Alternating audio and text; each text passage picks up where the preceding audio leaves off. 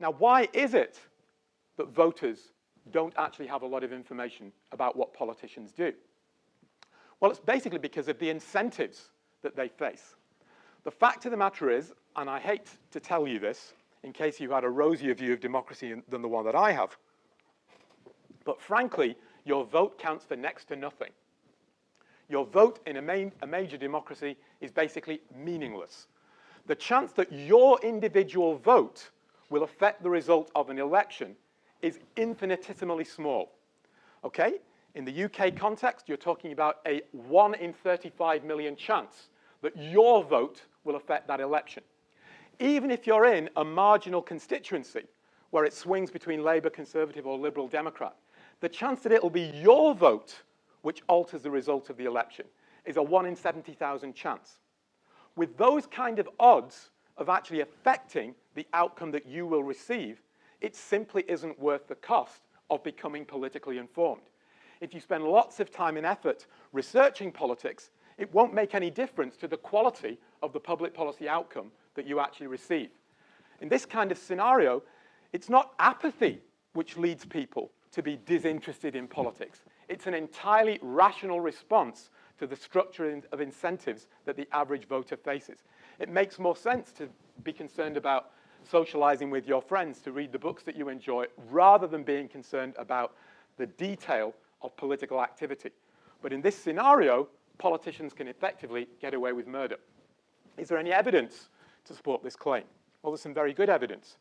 If you look at US presidential and congressional elections, the 1996 congressional elections, those are the ones that I have the last data for, 60% of the US electorate couldn't name their own individual senator or congressman, couldn't name who their representative actually was, let alone detail the actual policies that these people are implementing.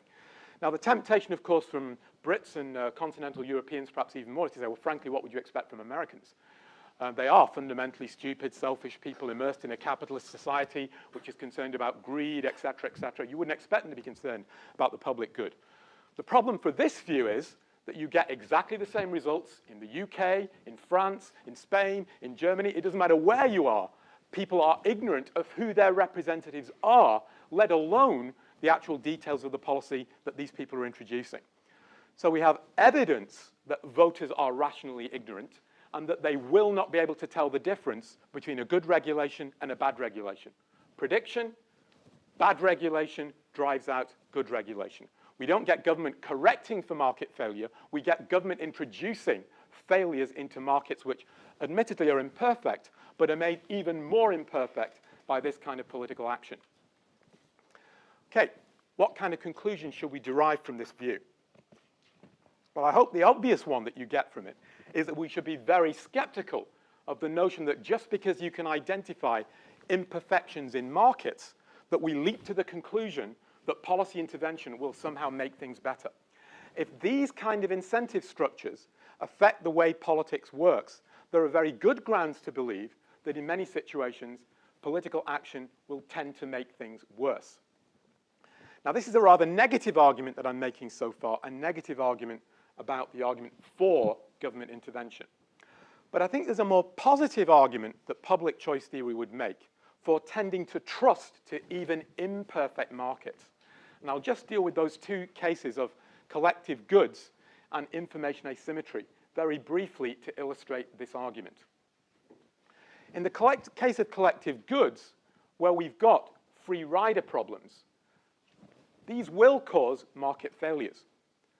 But there are reasons to believe that within markets, there are incentives for entrepreneurs to try to overcome these market failures.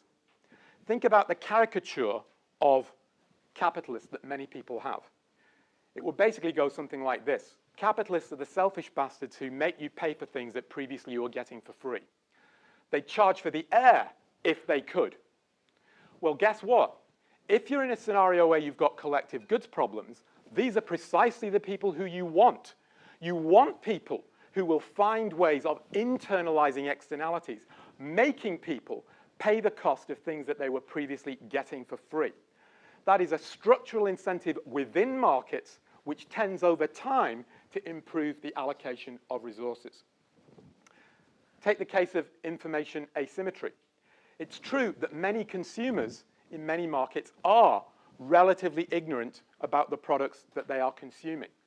However, those consumers have got strong incentives to reduce the information asymmetry, to do some kind of research on the quality of the products that they're purchasing. Why? Because if they make a mistake, if they buy a dud product, the cost of that failure to acquire information is concentrated on them. It's very different to this scenario when you're operating in democratic politics. The cost of you being an uninformed voter isn't concentrated on you. It is dispersed across the rest of the population who also has to suffer the consequences of the policies that you're introducing. In a market scenario where people are more likely to have the cost of their action felt on them, then although markets are going to be imperfect, we've got reason to believe that they will be less imperfect than the political alternative.